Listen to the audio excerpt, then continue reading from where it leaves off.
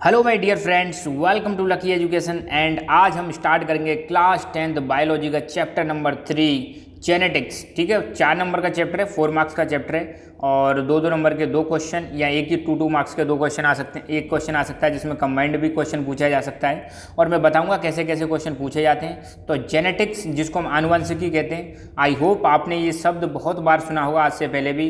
आज इसका मतलब भी आपको पता चल जाएगा। ठीक है, तो बहुत बिल्कुल जीरो से स्टार्ट करेंगे, सारी चीज़ें समझेंगे। बहुत ही इंपॉर्टेंट चैप्टर है, डे टू डे लाइफ में काम आता है। ठीक है, तो शुरुआत करते हैं जेनेटिक्स की। इससे पहले एक छोटी सी इन्फॉर्मेशन है, आप हमारी lucky education app Google play store से डाउनलोड करके इसमें आप कंप्लीट का कंप्लीट चैप्टर, सारे के सारे video, chapter by chapter videos, notes यहाँ से आप अवेल करा सकते हो। इसके अलावा क्लास 10 के बहुत सारे कोर्सेज यहाँ पर अवेलेबल हैं जो आपके मतलब हिंदी मीडियम, इंग्लिश मीडियम के लिए ज़रूरी है। और साथ के साथ में मेरे जितने भी वीडियोज़ हैं उनकी नोटिफिकेशन पाने के लिए आप हमारा टेलीग्राम चैनल लकी एजुकेशन भी ज्वाइन कर सकते हो। सबसे पहले मैं बता दूं इस चैप्टर में हम क्या डिस्कस करने वाले हैं। एक बार आउटलाइन ले लेते हैं क्या क्या हम डिस्कस करेंगे। नंबर 1 इंट्रोडक्शन, जेनेटिक्स क्या है, मेंडलिज्म क्या है, rediscovery of Mendelism, genetics terminology बहुत इंपॉर्टेंट। इसी में से इस बार 4 नंबर के क्वेश्चन पूछ लिए थे, किसमें से, टर्मिनोलॉजी में से। Mendel's law of inheritance, Mendel के 3 लॉ दिए थे इनहेरिटेंस के, मतलब समझेंगे इनहेरिटेंस का मतलब क्या है। 3 लॉ कौन कौन से थे, law of dominance, law of segregation और law of purity of gametes, law of independent assortment और लास्ट में देखेंगे importance of Mendel's law of inheritance. ठीक है, तो ये मतलब पूरा की पूरा चैप्टर है। बहुत ज़्यादा बड़ा चैप्टर नहीं है, छोटा चैप्टर है। सेकंड वाले चैप्टर में तो बहुत ही ज़्यादा वीडियोज बने हमारे और वाकई में बड़ा भी चैप्टर है, तो इसमें इतनी ज़्यादा दिक्कत नहीं आएगी। फिलहाल हम देखते हैं 2018 में कौन कौन से क्वेश्चन आए थे इस चैप्टर में। ठीक है, 2018 में क्वेश्चन आया था, what is reciprocal cross. Reciprocal cross किसे कहते हैं, explain the phenotypic and genotypic ratio obtained in offsprings when F1 generation is crossed with the homozygous dominant parent. ठीक है, तो 1+3 नंबर का क्वेश्चन है, ये हम देखेंगे। और 2019 में क्या क्वेश्चन आया था, explain the Mendel's law of dominance, Mendel का लॉ ऑफ डोमिनेंस एक्सप्लेन कीजिए with the example. Right any 2 importance of Mendel's law of inheritance, और मेंडल्स के लॉ ऑफ इनहेरिटेंस के 2 एग्जांपल आप लिखिए। इस साल क्या क्वेश्चन आया था, 2020 में क्या क्वेश्शन आया था वो भी देख लेते हैं। Explain back cross and text cross with example, मतलब बैक क्रॉस और टेक्स्ट क्रॉस को एग्जाम्पल सहित समझाना है। तो ये 2020 का क्वेश्चन है। ठीक है, अब थोड़ा चैप्टर की शुरुआत करते हैं। तो आप जानते हैं ह्यूमन बॉडी हो या प्लांट हो, सबकी स्ट्रक्चरल एंड फंक्शनल यूनिट क्या होती है, सेल होती है। आई एम श्योर आप सभी लोग जानते होंगे, जिसको हम कोशिका बोलते हैं। ग्रुप ऑफ सेल्स मिलके टिश्यू बनाते हैं, टिश्यू मिलके ऑर्गन्स बनाते हैं, ऑर्गन मिलके ऑर्गन सिस्टम बनाते हैं और फिर ऑर्गेनिज्म बनता है। ये मैं कई बार आपको बता चुका हूँ। फिलहाल सेल में और डेप्थ में जाए थोड़ा सा, हालांकि आप इसको 9th क्लास में पढ़ चुके हैं, ज़्यादा डिटेल्स में नहीं जाएंगे, पर इतना समझ लो सेल में एक न्यूक्लियस होता है सेंटर में। न्यूक्लियस में क्रोमोजोम्स पाए जाते हैं और इन क्रोमोजोम्स में एक चीज़ पाई जाती है जिसको हम बोलते हैं जीन। क्या पाए जाते हैं, जीन पाए जाते हैं। अब ध्यान रखना, हमारे मम्मी पापा के या हम कहें हमारे पेरेंट के जो करेक्टर्स हैं, करेक्टर्स मतलब गुण, वो हमारे अंदर कैसे आते हैं, वो आते हैं because of this genes only. आपने सुना होगा ना कि अपना परिवार में सुना होगा कि ये जो बेटा है अपना, ये अपनी मम्मी पे गया है, या ये जो रामू है इसके पापा पे गया है, रामू की नाक इसके मम्मी की सी है, और श्यामू की आँखें जो हैं इनके पापा की सी हैं, भोलू के जो बाल हैं इसके दादी के से हैं। ऐसे करके सुना है कि नहीं सुना, मतलब हम लिंक करते हैं कि ये इसकी मम्मी पे गया, ये इसके पापा पे गया, इसकी दादी पे गया, इसके दादा पे गया, ये लिंक करते कि नहीं करते। तो भाई अपने जो पेरेंट के जो करेक्टर्स हैं, जो गुण हैं, जो ट्रेट्स हैं, वो उसकी संतान में आ रहे हैं। किस में आ रहे हैं, संतान में। तो आ किसके थ्रू रहे हैं, उनको ला कौन रहा है, उनको लाने वाले जो चीज़ है वो है जीन। क्या है, जीन। और ये जीन किसके अंदर पाए जाते हैं, सेल में, और सेल के अंदर क्रोमोजोम्स, और क्रोमोजोम्स कहाँ पे पाए जाते हैं, न्यूक्लियस के अंदर पाए जाते हैं। तो इस जीन का हम बार बार जिक्र करेंगे, तो ध्यान रखना जीन किस में होता है, सेल में होता है। ठीक है, और यही सारी की सारी इंफॉर्मेशन रखता है। अब हम देखेंगे जेनेटिक्स की इंफॉर्मेशन, थोड़ा सा जान लेते हैं कि जेनेटिक्स का मतलब क्या है, जिसको हम आनुवंशिकी बोले, और पूरा की पूरा चैप्टर इस पे आधारित है। देखो, the branch of biology which deals with the study of heredity and variations called genetics. मतलब बायोलॉजी की वह ब्रांच जो हेरिडिटी के बारे में और वेरिएशंस के बारे में स्टडी करते हैं, उसको हम बोलते हैं जेनेटिक्स। ठीक है, अब यहाँ पे हेरिडिटी आ गई। ठीक है, पहले समझ लेते हैं हेरिडिटी का मतलब क्या है। ठीक है, तब डेफिनेशन और समझ में आ जाएगी। देखो, हेरिडिटी का मतलब क्या है या हेरिडिटिक करेक्टर्स कौन से होते हैं। During the sexual reproduction various characters are transmitted from one generation to next generation, these characters are heredity characters. जब सेक्सुअल रिप्रोडक्शन होता है, रिप्रोडक्शन के दौरान क्या होता है, जो कैरेक्टर्स होते हैं वो ट्रांसफ़र कर दिए जाते हैं एक जनरेशन से दूसरी जनरेशन में, और यही कैरेक्टर्स क्या कहलाते हैं, हेरेडिटी कैरेक्टर्स कहलाते हैं। जैसे इसकी मम्मी के बाल, ये जो गुड़िया दिखा रखी है इसकी मम्मी के बाल किससे, इससे मिलते हैं गुड़िया से, तो ये करेक्टर हो गया, तो ये करेक्टर किस में ट्रांसफर हो गया, यहाँ पे हो गया। इसके बाल, इसके घुंघराले वाले ये इससे मिल रहे हैं, ठीक है, और इनकी वेशभूषा भी आपस में मतलब इनकी शक्ल एक जैसी मिल रही है। तो मतलब आपने देखोगे ना, हमारे मैं अपने ऊपर लेके चलते हैं, अपने जो मम्मी पापा के जो करेक्टर्स हैं वो हमारे अंदर आ गए। मम्मी पापा वाली एक जनरेशन हो गई, हमारी दूसरी जनरेशन हो गई, जनरेशन मतलब पीढ़ी, तो हमारी पिछली पीढ़ी के जो करेक्टर्स हैं वो हमारे अंदर आ रहे हैं। दैट इज जो आ रहे हैं, जो करेक्टर्स जो आ रहे हैं उनको हम बोलते हैं हेरिडिटी करेक्टर्स, ठीक है। और हेरिडिटी करेक्टर्स की स्टडी कहाँ पर करते हैं, हेरिडिटी में करेंगे। तो हेरिडिटी एंड वेरिएशंस, वेरिएशन मतलब बदलाव। अब ऐसा नहीं है कि जैसे हमारे mummy papa same to same हम बन जाते हैं ना, कुछ लक्षण हमारे पापा के होंगे, कुछ लक्षण हमारी मम्मी के होंगे, हो सकता है थोड़ा सा कुछ डिफरेंस भी आए, उसको हम बोलते हैं वेरिएशन। तो जेनेटिक्स एक बायोलॉजी की ऐसी ब्रांच है जहाँ पर हेरिडिटी करेक्टर्स के बारे में तो स्टडी करते ही करते साथ के साथ में वेरिएशंस के बारे में भी क्या करते हैं, स्टडी करते हैं, और इसी को हम बोलते हैं जेनेटिक्स। क्या बोलते हैं, जेनेटिक्स। तो सबसे पहले जो जेनेटिक्स शब्द है इसको यूज किया था वाटसन ने। किसने किया था, वाटसन ने सबसे पहले इसको यूज किया था 1905 में, आज से लगभग 100 साल से भी ज़्यादा साल पहले। The term is derived from the Greek word gene, और ये जीन से ही क्या बना है, जेनेटिक्स। जेनेटिक्स में देखोगे तो टिक्स को हटा दो, जीन, तो जीन जो वर्ड है ग्रीक वर्ड है, और जीन से ही क्या बना है, जेनेटिक्स। और जीन क्या है, यही है असली चीज़, यही है अपनी एकमात्र चीज़, यही फैक्टर है जो क्या करता है कैरेक्टर्स को एक पीढ़ी से दूसरी पीढ़ी में ले जाने वाला, यही है जीन। और जीन की स्टडी जहाँ पे करते हैं, जीन से संबंधित जिन चीज़ों की स्टडी करते हैं, दैट इज जेनेटिक्स। तो जेनेटिक्स में किसकी स्टडी करेंगे, हेरिडिटी एंड वेरिएशंस की स्टडी करते हैं। हेरिडिटी कैरेक्टर्स कैसे कैरेक्टर होते हैं, ऐसे कैरेक्टर जो एक जनरेशन से दूसरे कैरेक्टर में ड्यूरिंग द सेक्सुअल रिप्रोडक्शन क्या हो जाते हैं, ट्रांसमिट हो जाते हैं, उनको हम बोलते हैं हेरिडिटी कैरेक्टर्स, ठीक है। अब हेरिडिटी एंड एवोल्यूशन के बारे में समझते हैं। हेरिडिटी, अभी हमने देखा था हेरिडिटी करेक्टर्स, हेरिडिटी करेक्टर्स। तो करेक्टर मतलब जो अपनी एक जनरेशन से दूसरी जनरेशन में, ऐसे करेक्टर जो एक जनरेशन से दूसरी जनरेशन में जा रहे हैं सेक्सुअल रिप्रोडक्शन के दौरान, वो तो हो गए हेरिडिटी करेक्टर्स। अब हेरिडिटी का मतलब क्या है, हेरिडिटी का मतलब है करेक्टर्स का एक पीढ़ी से दूसरी पीढ़ी में जाना, या पेरेंट से ऑफस्प्रिंग में जाना। जैसे ये पेरेंट है, ये इसका बच्चा है, बच्चे को हम क्या बोलते हैं, ऑफस्प्रिंग मान लो, संतान बोल लो। तो the transmission of heredity characters from parental generation to offspring is called heredity. मतलब जो हेरिडिटी करेक्टर्स होते हैं, हेरिडिटी करेक्टर कौन से होते हैं, जो हमारे माता पिता में पाए जाते हैं, उन करेक्टर्स का संतान के अंदर, माता पिता के जो करेक्टर्स होते हैं उनका संतान के अंदर ट्रांसफर होना क्या कहलाता है, हेरिडिटी कहलाता है। क्या कहलाता है, हेरिडिटी कहलाता है। The transmission of heredity characters from parental generation to offspring, parental मतलब माता पिता वाली जनरेशन से, ऑफस्प्रिंग मतलब संतान में जो करेक्टर ट्रांसफर होते हैं या ट्रांसमिशन होना, ये क्या कहलाता है, हेरिडिटी कहलाता है। यहाँ पर देखो ये बच्चा है, ये इसकी मम्मी और ये इसके पापा हैं। अब आप देखो क्या क्या करेक्टर्स मिल रहे हैं, ठीक है। मुंह बिल्कुल फटा हुआ है, किसकी तरह, मम्मी की तरह, किसकी तरह, मम्मी की तरह। और क्या चीज़ें मिल रही हैं, और देखोगे तो आप बहुत सारी चीज़ें मिल रही हैं। क्या मिल रहा है, नाक इसकी जो है इसके पापा पे गई है, किस पे गई है, पापा पे गई है। तो इनको गौर से देखो, तो इस बच्चे में जो करेक्टर मिलेंगे, इसके भी मिलेंगे और इसके पापा के और इसकी मम्मी के, ठीक है।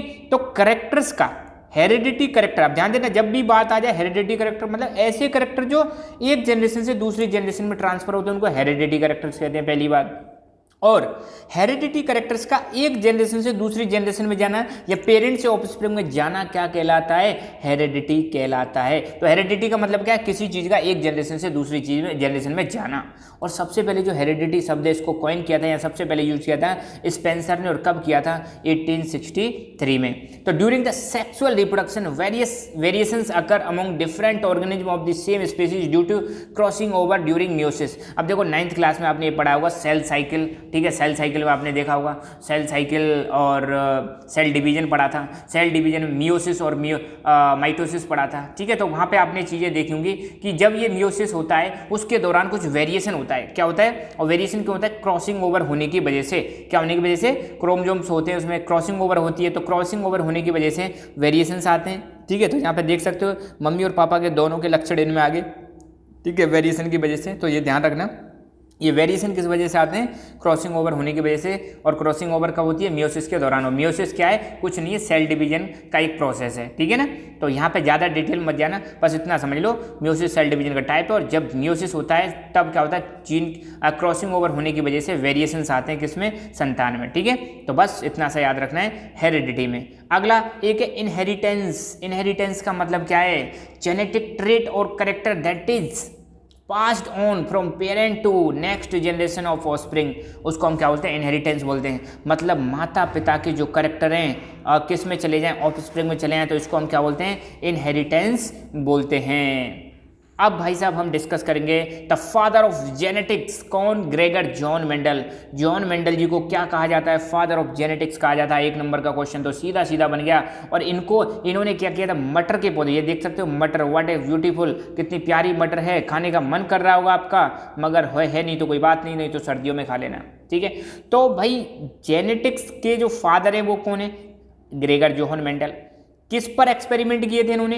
मटर के पौधे पर एक्सपेरिमेंट किए थे। ये चीज़ आपको ध्यान रखनी है। तो अब हम थोड़ा सा जान लेते हैं ग्रेगर जोहन मेंडल के बारे में, जिनका जन्म 1822 में और मृत्यु कब हुई थी? 1884 में हुए थे। ये ऑस्ट्रियन मॉन्क थे, मॉन्क, ठीक है।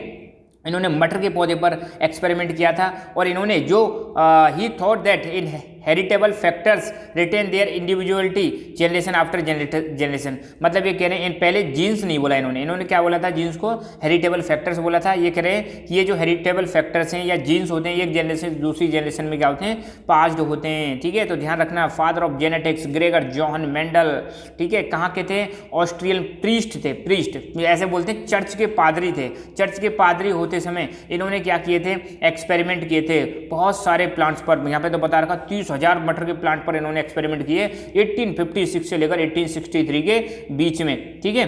और शुरुआत में जब इन्होंने एक्सपेरिमेंट किए तो कुछ रिजल्ट आए और इन्होंने सारी दुनिया को अपने रिजल्ट बताए, मगर किसी ने इन पर क्या नहीं किया? भरोसा नहीं किया। बाद में इनकी दोबारा से क्या होती है? रीडिस्कवरी होती है। अब हम देखते हैं बुक में क्या दे रखा है। सबसे पहले मेंडलिज्म। मेंडलिज्म का मतलब क्या है? मेंडल से संबंधित है, ठीक है। तो पहली बात, ग्रेगर जॉन मेंडल, जिनका जन्म 1822 से 1884 के बीच हुआ था। ध्यान रखना, साइंस में कभी भी डेट नहीं पूछी जाती है, ऐसी डेट तो नहीं पूछी जाएंगी किसका जन्म कब हुआ और किसका कब नहीं हुआ, ठीक है। कुछ स्पेसिफिक डेट पूछी जाती है, वो मैं आपको बता दूंगा। फिर भी एक आइडिया रखना, 1822 में जन्म हुआ था और 1884 में इनकी डेथ हो जाती है। इनको बोला जाता है फादर ऑफ जेनेटिक्स, क्योंकि इन्होंने मेंडल ने क्या प्रपोज किया था? लॉ ऑफ इनहेरिटेंस प्रपोज किया था in plants for the first time. मतलब पहली बार इन्होंने बताया, मतलब पहली बार बताया कि भाई माता पिता से या एक जनरेशन से दूसरी जनरेशन में क्या होते हैं? करेक्टर ट्रांसफर होते हैं। इनहेरिटेंस के बारे में बताने वाले सबसे पहले साइंटिस्ट कौन थे?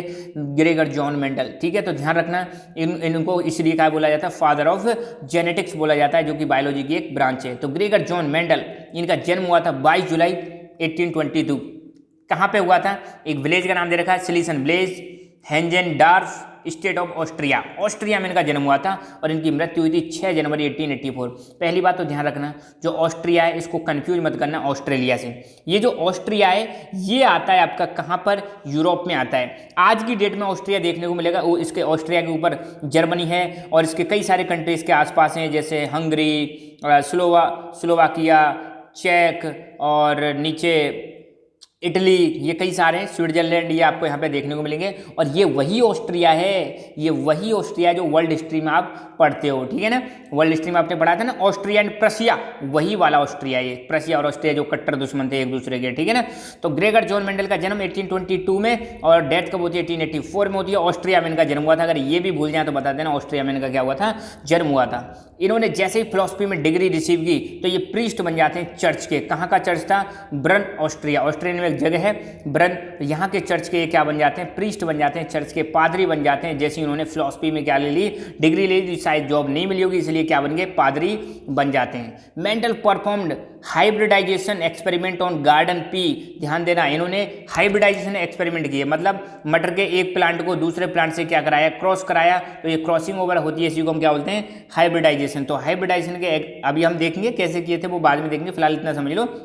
इन्होंने जो गार्डन पी होती है, जिसका बॉटेनिकल नेम या साइंटिफिक नेम है पाइसम सेटाइवम, एक नंबर में क्वेश्चन पूछा जा सकता है, what is the scientific name of P? तो आपको बताना है पाइसम सेटाइवम। तो 7 साल तक इन्होंने गार्डन पेपर क्या किए थे, एक्सपेरिमेंट किए थे। 1856 से लेकर 1863 के बीच में इन्होंने एक्सपेरिमेंट किए थे। बाद में इन्होंने अपनी कंक्लूजन और फाइंडिंग्स, कंक्लूजन मतलब निष्कर्ष निकाला और अपना जो एक्सपेरिमेंट किए थे उनको एक रिसर्च पेपर में क्या किया, पब्लिश किया। ठीक है, किस तो he presented conclusions and findings in the form of research paper in front of Brunn society of natural history in 1865। तो 1865 में Brunn society of natural history के सामने अपने रिसर्च पेपर इन्होंने पब्लिश किया 1865 में। These papers were published in the annual magazine of the society under the title of experiments on plant hybridisation. यही जो इनके रिसर्च पेपर थे इनको एनुअल मैगजीन ऑफ सोसाइटी में भी पब्लिश किया गया था। किस नाम से? Experiments on plant hybridisation.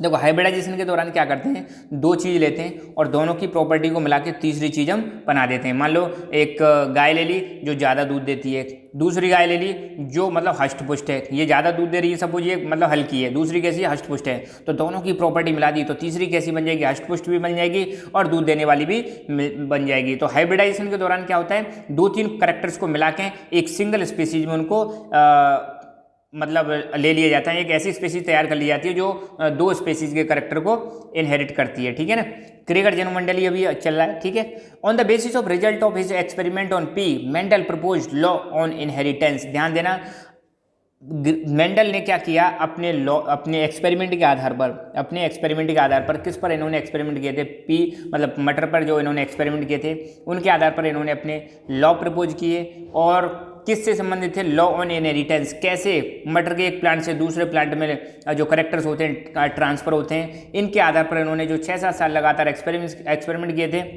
उन पर इन्होंने लॉ बनाए और उन्हीं लॉ को क्या बोला जाता है, मेंडलिज्म। क्या बोला जाता है, मेंडलिज्म बोला जाता है। तो मेंडलिज्म का मतलब क्या है, तो इन्होंने जो एक्सपेरिमेंट किए थे उनके आधार पर जो लॉ ऑफ इनहेरिटेंस दिए थे उन्हीं को मेंडलिज्म के नाम से जाना जाता है। तो ये है ऑस्ट्रिया, मैं कई बार बता चुका हूँ। ठीक है, तो बस आज के लिए इतना ही। Thank you so much, keep learning, keep enjoying and as always God bless you all.